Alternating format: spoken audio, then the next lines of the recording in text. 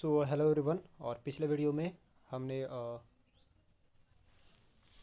अपने जो coefficient of correlation between X and Y और रिग्रेशन ऑफ लाइन को फाइंड आउट किया था।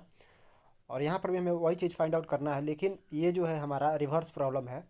वहाँ पर तो हमारा एक्स और वाई जो टर्म था वो दिया गया था, लेकिन यहाँ पर हमें बेसिकली इक्वेशन के फॉर्म में दिया है। सब चीज़ इक्वेशन के फॉर्म में दिया है और इन इक्वेशन को सॉल्व करते हुए हमें फाइंड आउट करना है value of x and y को, mean value of x and y को। एक्स और वाई का जो मीन वैल्यू होता है यानी कि एक्स बार और वाई बार, उसे फाइंड आउट करना है। उसके बाद से coefficient of correlation between X and Y, X and Y के बीच जो कोफिशिएंट आते हैं, जैसे कि हमारा रिग्रेशन लाइन जो आता है, regression line x on y और regression line Y on x, इसे हमें फाइंड आउट करना है। उसके बाद से the standard deviation of y और देन वेरिएंस ऑफ वाई हमें फाइंड आउट करना है। और यहाँ पर क्वेश्चन में एक चीज़ दिया है, दो इक्वेशन हमारे दिए गए हैं और ये जो हमारा सिग्मा स्क्वायर एक्स जो है ये 9 दिया गया है। तो आइए देखते हैं इसे हम किस प्रकार से सॉल्व करेंगे। ठीक, तो सबसे पहले जो हमारा इक्वेशन दिया गया है यहाँ पर एज इट इज़ हम उसे लिख लेंगे और फिर इस इक्वेशन में हम कंसीडर कर लेंगे इसे 1 और 2।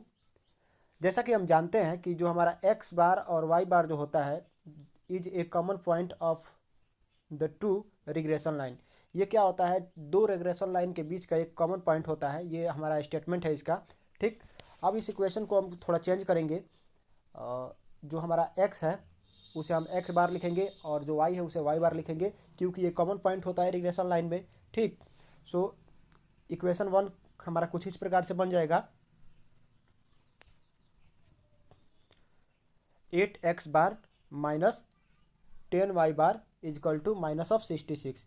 और इसे हम इक्वेशन ए कंसीडर कर लेंगे। और फिर जो हमारा इक्वेशन 2 है वो हो जाएगा 14x bar minus 8y bar is equal to 214। Okay, अब यहाँ से ये जो हमारा दो ठो साइमल्टेनियस इक्वेशन बन गया, और जब दो इन दोनों इक्वेशन को हम अपने कैल्सी में पुट करेंगे, इन दोनों इक्वेशन का वैल्यू कैल्सी में जाकर मोड लेकर और वहाँ पे इक्वेशन वाले फॉर्म में जाएंगे हम, और A1 B1 C1 और A2 B2 C2 वाले फॉर्म को सेलेक्ट करके जब वहाँ पे हम ये वैल्यू पुट करेंगे तो हमारा एक्स बार जो आएगा वो 13 आ जाएगा और वाई बार जो आएगा वो 17 आ जाएगा। सो ये था हमारे पहले पार्ट का सॉल्यूशन। तो ये हो गया हमारा mean of x and Y. ठीक, 13 और 17 आया है। ठीक, अब देखिए जो हमारा दूसरा क्वेश्चन था वो दूसरे क्वेश्चन में पूछ रहा है coefficient correlation between X and Y, यानी एक्स और वाई के बीच में कोफिशिएंट कोरिलेशन हमें फाइंड आउट करना है। तो हम सबसे पहले इक्वेशन 1 को कंसीडर करेंगे। जो हमारा इक्वेशन 1 है, इक्वेशन 1 में हमारा दिया गया है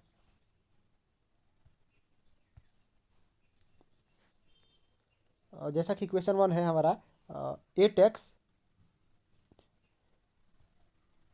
माइनस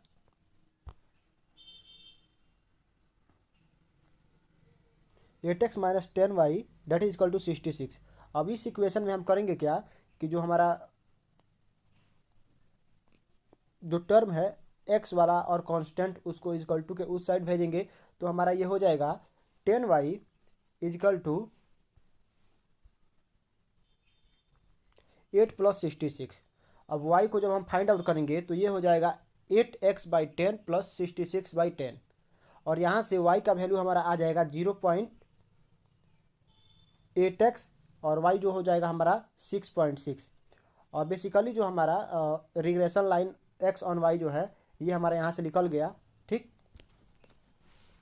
और regression coefficient x y on x जो हमारा है वो क्या हो जाएगा 0.8 हो जाएगा। ठीक, इसी प्रकार से दूसरे इक्वेशन के लिए हम देखेंगे।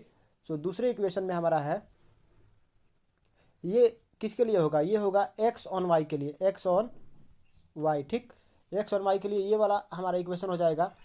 तो इसमें हम क्या करेंगे, ठीक इसी प्रकार से इक्वेशन को हम राइट करेंगे और x निकालने के लिए 14 से दोनों टर्म को हम डिवाइड करेंगे।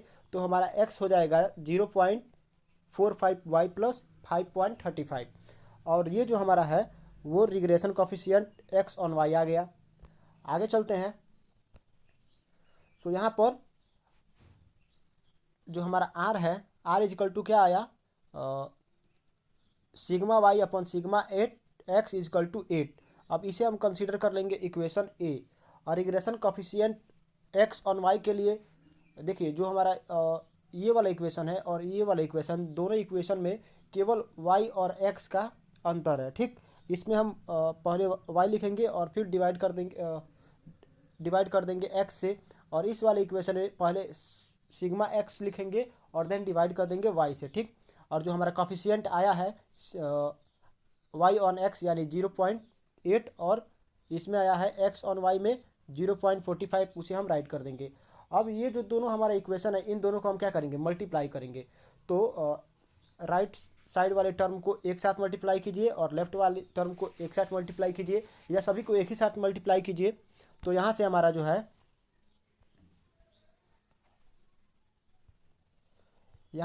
है, ये जो हमारा एक्स से एक्स वाला टर्म कैंसिल हो जाएगा और वाई से वाई वाला टर्म कैंसिल हो गया आर इंटू आर यानी कि आर स्क्वायर, और इन दोनों का जब हम मल्टीप्लाई करेंगे तो हो जाएगा 0.36। अब आर स्क्वायर है तो रूट चढ़ाएंगे इस पर, तो आर का वैल्यू क्या हो जाएगा 0.6, जो कि हमें क्वेश्चन में पूछा गया था। और ये हो गया हमारा, यही correlation between X and Y हो गया। ठीक, तो हमारा दूसरा क्वेश्चन भी हो गया। तीसरे नंबर में क्वेश्चन में पूछा था हमसे the standard deviation of Y, Y का स्टैंडर्ड डेविएशन पूछा है। तो आइए निकालते हैं वाई का स्टैंडर्ड डेविएशन।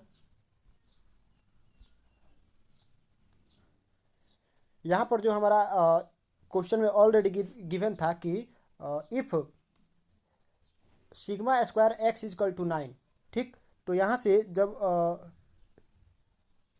9 पे अगर हम रूट चढ़ाएंगे तो ये क्या हो जाएगा, सिग्मा एक्स इजकल टू 3। अब इक्वेशन 1 को हम लेते हैं, जैसा कि हमारा जो इक्वेशन ए था, इक्वेशन ए क्या था, R into sigma Y upon sigma X, और इसका वैल्यू क्या आया था, regression line Y on X का वैल्यू क्या आया था 0.8। तो उस 0.8 को हम यहाँ पर लिखेंगे 0.8। अब यहाँ से हमें, जैसा कि हमें फाइंड आउट करना है, सिग्मा वाई फाइंड आउट करना है, तो हम करेंगे क्या कि 0.8 into sigma x and by whole divided by r. So यहाँ पर हमारा सिग्मा वाई का वैल्यू आ गया हमारा 4। ठीक, इसी प्रकार से सिग्मा स्क्वायर क्वेश्चन में जो लास्ट वाला जो क्वेश्चन था उसमें पूछा है सिग्मा स्क्वायर वाई। तो यहाँ पर तो हमारा सिग्मा वाई का वैल्यू 4 यहाँ पे आया है, और सिग्मा स्क्वायर वाई अगर पूछ रहा है तो हम इसमें क्या कर देंगे, स्क्वायर लगा देंगे। तो यहाँ से हमारा सिग्मा स्क्वायर वाई क्या हो जाएगा, 4 का square that is equal to 16। So ये ओवरऑल सॉल्यूशन हुआ इस प्रॉब्लम का। ठीक, मिलते हैं अगले वीडियो में, तब तक के लिए देखते रहिए।